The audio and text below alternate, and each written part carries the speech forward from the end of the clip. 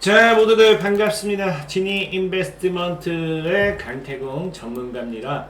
자, 금일은 이제 오늘 뉴스가 나온 것 중에 하나죠. 유재석이 올인, 유재석도 투자했습니다. 유재석도 이제 투자를 하고, 지금 이제 NFT 상승 랠리, 지금 NFT가 상승이 계속하고 있죠. 그래서 NFT 관련해가지고 뭐 이슈를 통해가지고 뭐 추가적인 상승 랠리를 가져갈 수 있는 이 랠리 속에서 자, 외국인이 1,300억 매수한 당장 내년에 급등할 만한 종목을 여러분들에게 공개를 해드리도록 할 테니까 방송을 시작하기에 앞서서 늘 말씀드리는 여러분들의 좋아요와 구독하기는 많은 힘이 된다라고 말씀해드리면서 오늘의 방송을 시작해보도록 하겠습니다. 자, 일단은 이 유재석이 투자했다. 유재석이 지금까지 뭐 이런 거에 대한 투자에 대한 올인에 대한 이야기가 나온 적이 없었는데 오늘 어떤 이야기가 나오느냐. 자, 단독으로서 이제 MTN 머니투데이에서 나왔던 뉴스가 국민 MC 유재석 카카오 엔터의 주주가 됐다. 그래서 유희열과 유증 참여를 진행했다라는 이야기가 나오고 있습니다.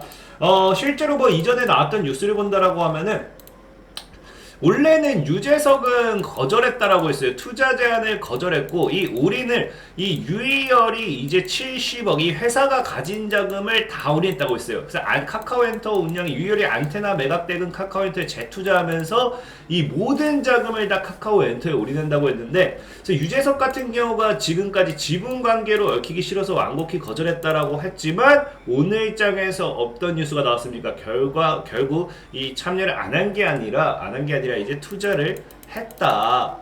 유중에 참여했다라는 이야기가 나옵니다. 그러면서 이제 뭐 사실 유희열과 이제 이 뭡니까 유재석이 포함되어 있는 안테나의 이 지분을 뭐 냅다 다 투자한 거기 때문에 뭐 추가적으로 뭐 거의 뭐 두 사람 돈을 합쳐서 거의 올인한 뭐 이런 모습이라 좀 볼 수도 있겠다라 좀 말씀을 드리고 싶고 중요한 거는 이 과연 왜 이 유재석도 그렇고 유희열도 그렇고 왜 투자를 했을까를 예상을 해보고 그렇기 때문에 카카오 엔터에서 원하는 게 무엇일까 어떤 성장성을 봤을까를 놓고 보면서 우리는 그 성장성에 한번 투자를 해보자라는 거죠. 그래서 일단 보니까 이제 어떠한 이야기가 나오느냐 뭐 별 다른 이야기는 없지만 사실 뭐 이런 이야기를 볼 수 있죠. 자, 뭐가 나옵니까?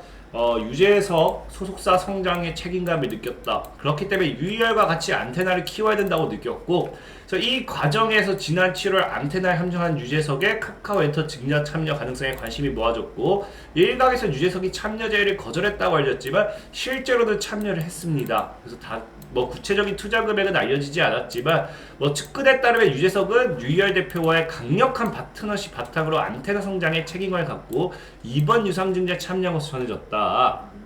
그래서 뭐 강력한 파트너십을 뭐 갖고 뭐 했기 때문에 적어도 이 뭐 유희열이 투자한 금액과 비슷한 금액 좀 투자하지 않나 좀 싶은데 어쨌든 문제는 문제가 아니라 중요한 거는 아티스트가 소속 회사의 성장을 위해 투자하는 것은 엔터테인먼트 업계에서 자주 있는 일이고 특히 대형 아티스트들이 재능 있는 인재 영입 발굴, 콘텐츠 기획, 제작 등 소속사의 새로운 도전을 위해 투자하는 것에 긍정적인 일이라고 말했다. 유재석은 안테나 합류 유희열의 대표와 함께 소속사 아티스트들이 역량을 발휘하고 영역을 확장할 수 있도록 지원방을 고민해왔다라고 하면서 뭐 이야기를 하는데 어쨌든 결과적으로 이제 이 유희열과 유재석이 여기에 이 뭡니까 카카오 엔터에 지분 투자를 한 이유는 뭐다? 무엇 때문이다? 새로운 사업 영역의 확장 때문이다 라고 보면 됩니다. 그러면 그 중요한 거는 우리가 과연 카카오 엔터를 통해서 무슨 사업 영역의 확장을 할 수 있을까? 자, 보면 일단은 우리가 기본적인 걸 이해합시다. 카카오 엔터가 유상증자를 참여했습니다. 유상증자를 했습니다. 그러니까 가만히 있다가 갑자기 야 돈 좀 줘가 아니라 얘네가 공식적으로 유상증자에 대한 계획을 발표했고 거기에 참여하는 애들이 있었다는 거죠. 그 과정에서 유재석과 유희열을 꼈다는 거고 보통의 유상증자를 하는 이유는 뭐 때문입니까? 이 사업 자금, 운영 자금 마련에 따른 이 비용 마련이라고 보실 수 있겠죠. 그러다 보니까 그러면은 우리가 지금 유재석과 유희열이 카카오엔터에 왜 투자를 했는지를 알기 위해서는 사업자금, 운영자금 마련을 위해서 지금 카카오엔터가 과연 무엇을 하고 있는가, 과연 당장에 나올 이슈가 무엇인가를 알아볼 필요가 있어요. 그래서 봤더니 뭐가 있냐고 하면은 카카오엔터가 이제 이런 이야기가 있죠. 카카오엔터가 유희열의 안테나에 전략적 투자를 한번 했었습니다. 그러니까 이거 보면은 너무 당연한 이야기죠. 아까도 했다시피 안테나를 이제 유희열이 안테나를 카카오엔터에 매각을 했고 그 매각 금액을 다시 카카오엔터에 재투자를 했다고 했는데 어쨌든 이 과정에서 보면 카카오엔터가 이 뭡니까? 안테나를 왜 인수를 했는지를 알아야겠죠. 그 보면은 개성 있는 실력파 아티스트들이 소속되어 있는 안테나와 손잡고 음악과 영상 콘텐츠 사업 경쟁력 강화에 더욱 속도를 낸다는 이야기가 있어요.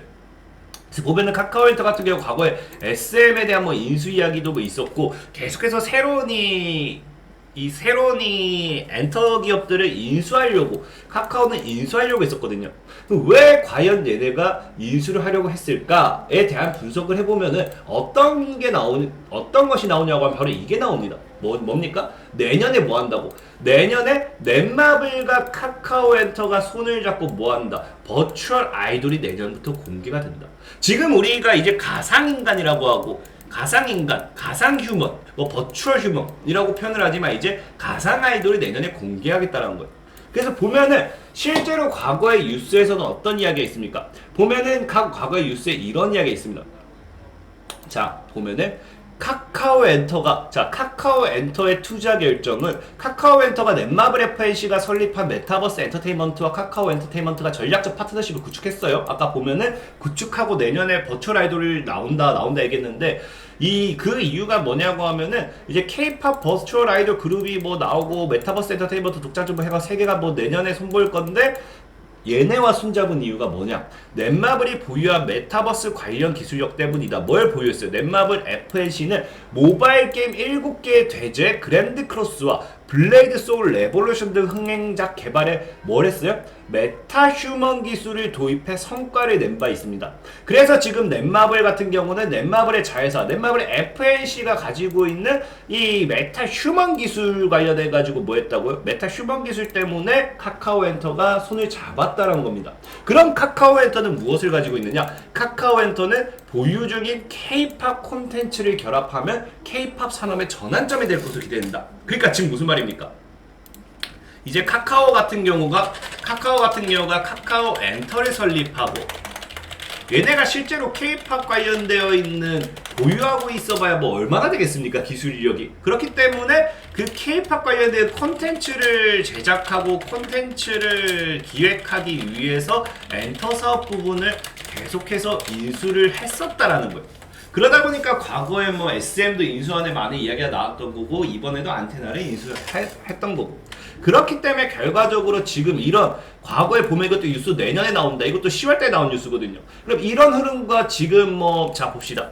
자 지금 카카오엔터가 내년에 버추얼 아이돌 공개를 한다라는 이슈와 그 다음에 카카오엔터의 유상증자 날짜가 어느 정도 뭐예요? 일치하는 부분이 있다라는 거예요. 그 말은 무슨 말이냐? 카카오엔터가 지금 유상증자를 통한 자금이 내년에 버추얼 아이돌 공개하는 데 있어서 여기에 대한 사업 자금일 확률이 굉장히 크다는 겁니다. 그럼 결과적으로 무슨 말이 됩니까? 결과적으로 유재석과 유희열은 카카오엔터의 어떤 부분에 투자를 하게 된 거냐? 바로 이제 버추얼 아이돌 관련해서 투자를 하게 된 겁니다. 그렇게 생각을 하셔야 돼요. 그래서 버추얼 아이돌 관련해가지고는 우리가 뭐 자이언트 뭐였죠?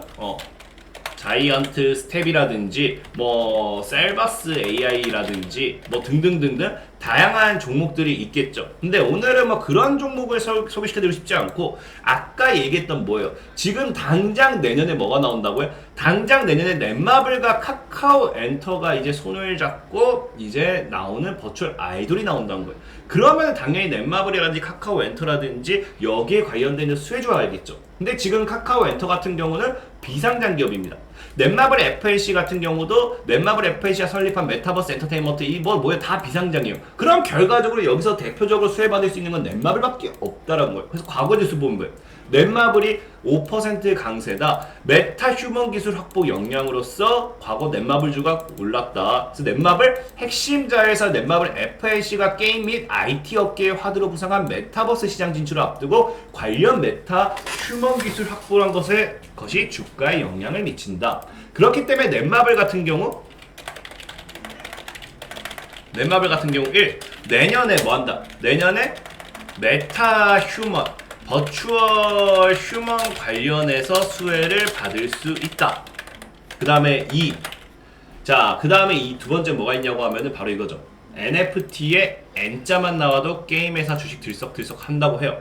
지금 NFT에 N자만 나와도 게임주가 엄청나게 움직이죠. 위메이드 뭐 이런 것들 지금 게임주들이 다 NFT 때문에 날아가고 있습니다. 과거 지금까지 NFT가 이러한 흐름을 가지고 왔었던 적이 있었나 싶을 정도로 NFT가 게임주가 굉장히 큰 상승을 가져오고 있는데 그 상승세를 가지고 오고 있는 게 NFT라는 거고 지금 넷마블이 뭐예요? 넷마블이 내년에 또 뭐예요? NFT 게임 내년 초에 뚜껑 연다. 넷마블이 내년 초에 NFT 관련해서 게임 또 막 출시한다 이겁니다.